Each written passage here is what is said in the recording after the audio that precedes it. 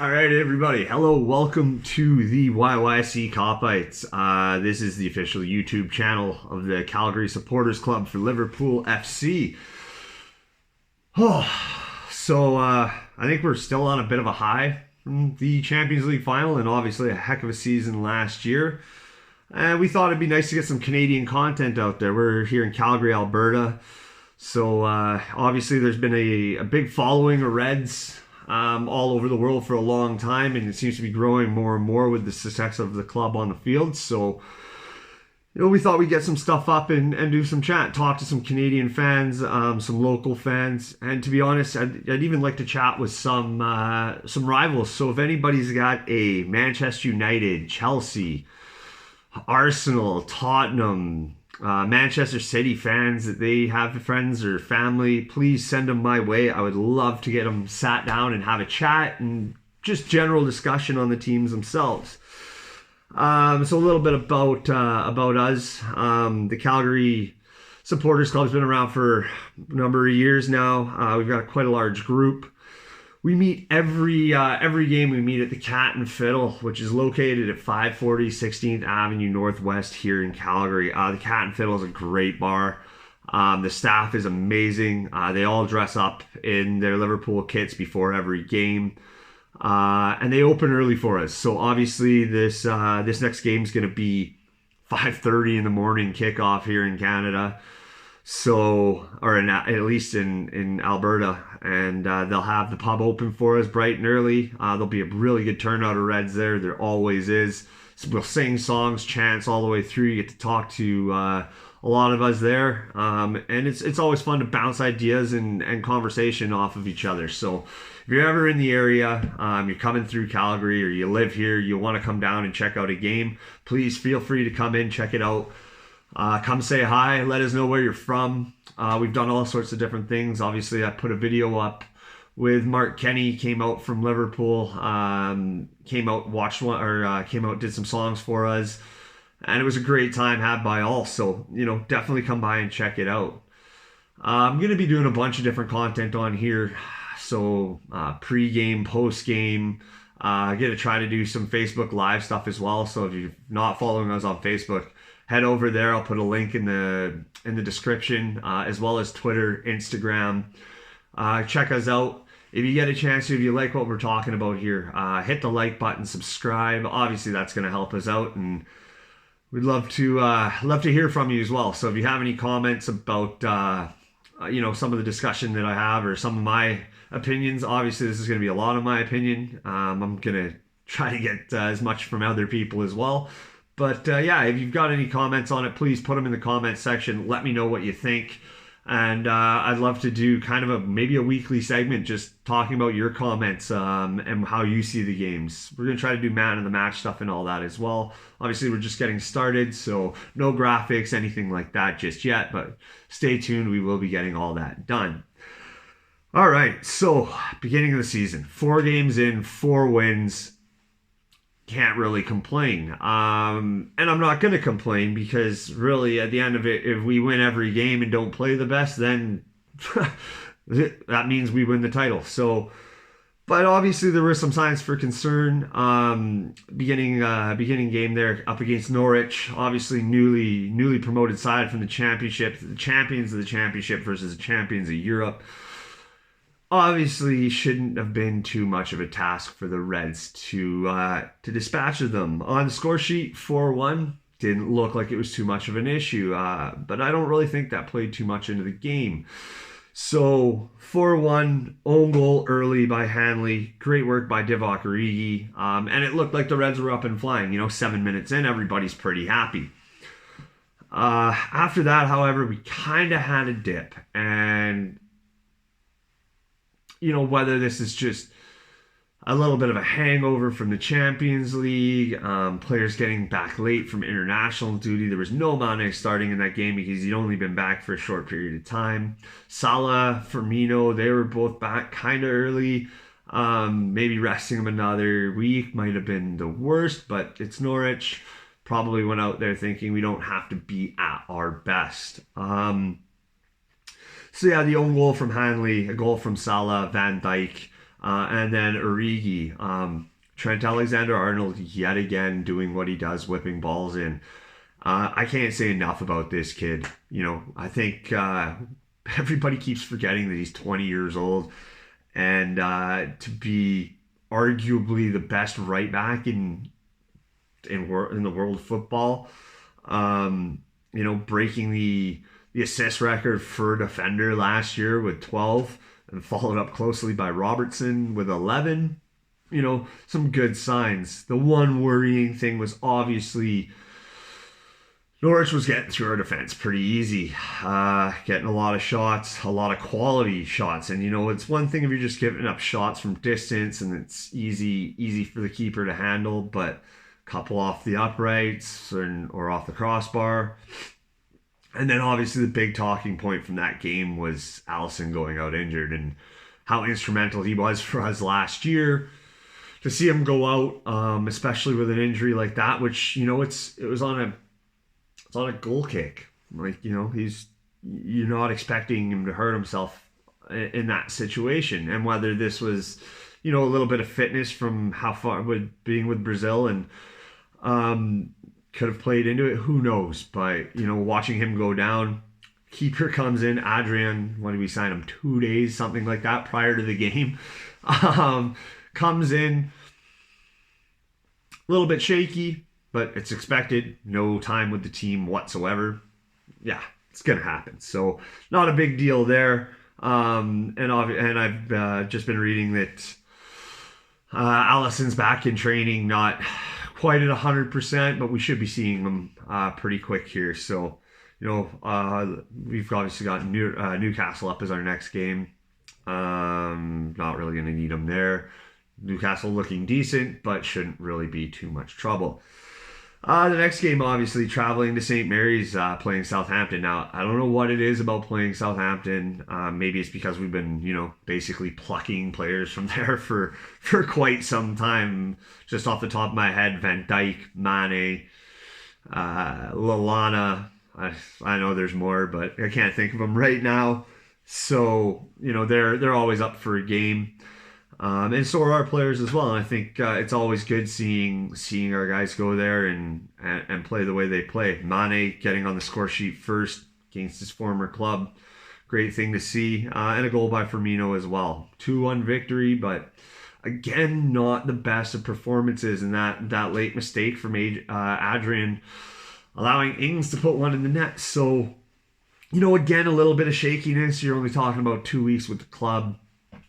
We'll let you off with it. It's, still can't be worse than, obviously, Mignolet and I've tried to forget his name now because I just don't want to remember it, but Karius. So, these are going to happen. Goaltenders are going to make mistakes. Alisson, made a couple of mistakes last year at the beginning of the season. Didn't cost us anything.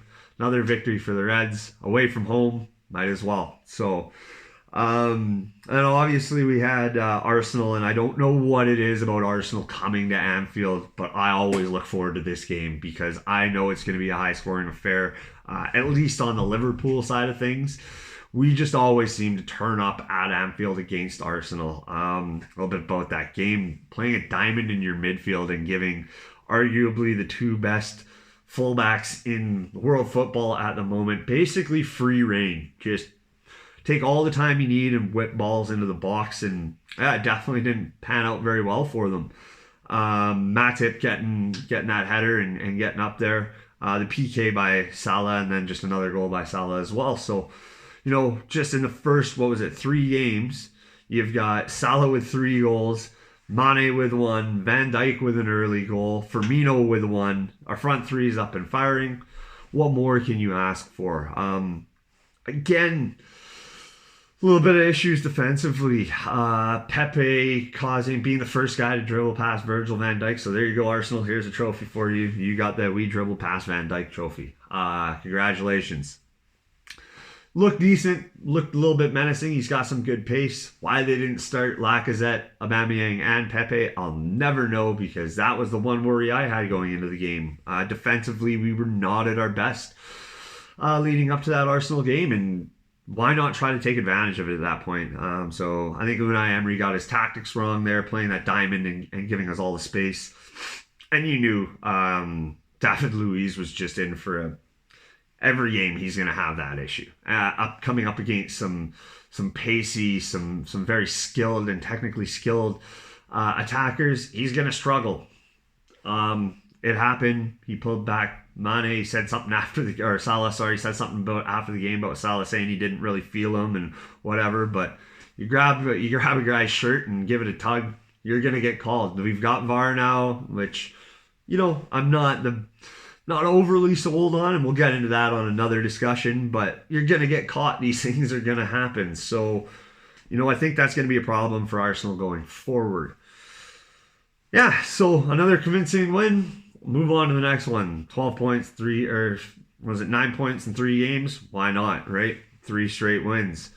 And that made us the only 100% team in the Premier League going in after that game. So good on us. Would have been nice to get a clean sheet, but, not quite there just yet. Next up was a game that history tells us anything. Going to Turf Moor is not the easiest place to play. And Sean Dyche and Burnley, what he's done there is nothing short of amazing. And I honestly put him up there top 3 managers in the Premier League right now. I'm giving Klopp number 1 just because I think what he's done with Liverpool when he came in, the squad that we had was just holy, those were the dark days for sure. And we were basically a stepping stone club. Like, we still had the name, the prestige, but we hadn't really done anything since 2005. And even after that, we kind of crashed out. And, we had this history of just kind of shooting ourselves in the foot. So when he came in to take over and do what he's done, it's just been nothing short of incredible. And to be honest, I think I put Sean Dyche second, and that might cause a lot of flack, but Pep Guardiola shows up at a team that had already I think they'd already won the Champions, or not the Champions League, because they haven't done that yet. But they'd already won the Premier League, spent loads of money on players, came in, and I think I just saw a report they're the first billion euro rated club, which is just astronomical. Like, let's be honest here, the funds in football are just getting stupid, but that's the way it's going. And we spent 75 million on a defender and 67 million on a goaltender. So whatever, we got to keep up with it and do what it is. But kind of getting off topic here, but I just don't think I think you give Pep Guardiola Burnley and ask him to keep Burnley in the Premier League. I don't think he can.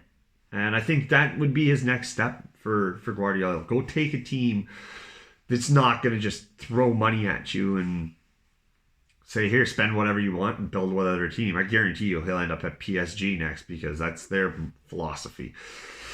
So, anyway, off topic, Burnley, Sean Dyche, amazing manager. Turf Moor is a cauldron. The fans there, I think, are right up there with some of the best in the Premier League. So good on you, Burnley fans. And, this was going to be a big test for us no matter what. Showed up, 3-0 victory. Much better performance, clean sheet. Again, Burnley had a couple of opportunities, but, nothing to really write home about. Own goal from Wood. Unlucky for Trent. I think he was actually meaning to put that on net. I know it was deflected more and might have caused the flight path of the ball to change, but to me looked like it was more of a curler going for that back corner. Let me know in the comments if you think I'm right, which probably most people don't, but I am going to stick with it. I actually believe he was meaning to put that ball on net. Then another goal from Mane and from Firmino yet again. So, Mane with 2 goals, Firmino with 2 goals, Salah with 3 goals. Like, our front 3 are up and firing. Trent with a couple of assists. I think he's on 3 or maybe even 4 for the season already. We're looking good, and this is what we wanted. This is, we wanted to come out firing out of the blocks, and, obviously not the strongest start to the season, but we're winning games, and we can only improve from here. So Klopp will have all this time from the international break. Obviously, Mane, Salah didn't have to go and perform any international duties, which I think is perfect. That extra week of rest and just a bit, training and getting back into it is going to be nothing short of gold for those two. So don't be surprised if they come out flying against Newcastle. However, the big talking point from that game was Mane coming off the field and are invisibly upset and angry. It's been stated that it was about not getting past the ball from Salah. Okay, here's my take on that. Yeah, Salah didn't pass you the ball. It was 3-0. Am I happy that he caused a ruckus? Kind of, actually. And I'll tell you why. It's because I think holding another player accountable in a game where you're winning 3-0 shows passion. That emotion shows that passion. It's not just about Mane, and I think that's where this is all kind of getting lost. There was a time earlier in the game where he could have laid one off to Firmino and didn't. So, yeah, show that passion, show that desire. You want to put the ball in the net. Perfect. I couldn't be happier with that. The other thing I couldn't be happier about was the way the team handled it. You see him sit down on the bench, visibly frustrated, shouting at whoever it was on the bench he was shouting at. Milner, Henderson, they're over there telling him, like, yeah, calm down. Like, everything's gonna be fine. Like, this happens. The other side of the coin, though, is, I played, it's been 27 years I've been playing football, and I played as a striker, and the one thing I was always told was if you're in and around that 18-yard box and you get a clean shot on goal, to be greedy and take it. I'm not going to complain about that either, Look at it this way. If he had to pass the ball off and it got intercepted, everybody be arguing about why didn't he shoot it. He had a clean look at the net. So, there's two sides to every coin. It is what it is. We won 3-0. Obviously, I think Klopp is going to have a conversation with the guys afterwards and be like, okay, let's keep this between us. Let's not be doing this in public. But, this stuff's going to happen. These guys are all great friends. You see that. Every team on the planet is jealous of our front three and the understanding they have with each other. So I think going forward, it's just going to be chalked up to we could have passed it to me, but I know at some point in the season I'm going to do it too. So no harm, no foul. So apparently over and done with right off the bat. So perfect. Let's just sweep that under the rug and continue on. Yeah, I think a couple of standout players for me, and I think one guy that is going to make a massive difference having him all season is Fabinho. And I honestly believe he's the best central defender, central defensive midfielder in the Premier League at the moment. Obviously, Fernandinho more established, but if we're going off of results and just the sheer dominance he has on a game, it is amazing. And I think if we had him in the squad from the beginning of last year, might have been a different story. I think we only really got to see him around Christmas, and at that point a couple of draws could have been victories, who knows. But watching the way he plays right now, he is an absolute monster. And like the way he was in the Champions League run against that tackle on Suarez is one of my favorite things from last year. So, it's going to be exciting to see him. Sounds like Alisson is on his way back, maybe a week or two away. The other exciting thing is Naby Keita. And I think it was really unfortunate for him to get an injury at the time he did last year. He was really starting to come into it, really starting to get an understanding for the Premier League and playing a lot better. So I'm excited to see him in the squad. I'm excited to see Alex Oxlade-Chamberlain getting back into the swing of things. He was amazing as well in our Champions League run from 2017-18. I had to think about it there for a second. So yeah, it's going to be exciting to see what we've got going forward here. And And then our youngsters, you know, Ryan Brewster, I think is going to be one heck of a striker, and you saw flashes of it in the preseason. Harvey Elliott looks like he's got all the talent in the world. Young kid, you got Jurgen Klopp working with you. If Trent Alexander-Arnold is any idea of what we can be looking in store from our youth, it is going to be incredible. So yeah, I think we've got a lot to look forward here. And obviously the Newcastle game's the next step. So, you know, I think it's going to be a good season. I think it's a great time to be a Liverpool fan, a Liverpool supporter. I can't remember a time, and you know, I've been supporting this club since the day I was born. My mom was born and raised in Liverpool, so she kind of threw it at me, and I couldn't have been happier. There were some dark days there, and now we're just it's just amazing being a fan. Every time I'm watching as much content as I can. I think I've watched that Champions League win against Barcelona about 500 times. It's like my nightly ritual before I go to sleep. So yeah. So I think that's it for the video today. I will be doing a pre-game to the Newcastle game, talking a little bit about some past results. So yeah, look forward for that on Friday evening probably. Again, if you like the video, you have any comments, please like, subscribe to the channel. It's going to help us out. Leave some comments too. Let me know what you thought about the beginning of the season, what your take on the Mane Salah spat or argument that we want to call it. And going forward, just anything you want to chat about. Give me some ideas here. And we'll try to talk about as much as we can. So yeah, hit that subscribe button, hit the like button. Links in the description for the Twitter, the Instagram, Facebook every game I'm at. Hopefully it can be as many as possible at the Cat and Fiddle. We're going to do a live Facebook Live, just chatting to everybody, talking about the game. We're going to have player ratings at the end of the game, post-match discussions. So yeah, please subscribe, like the videos, and stay tuned for what we've got coming next.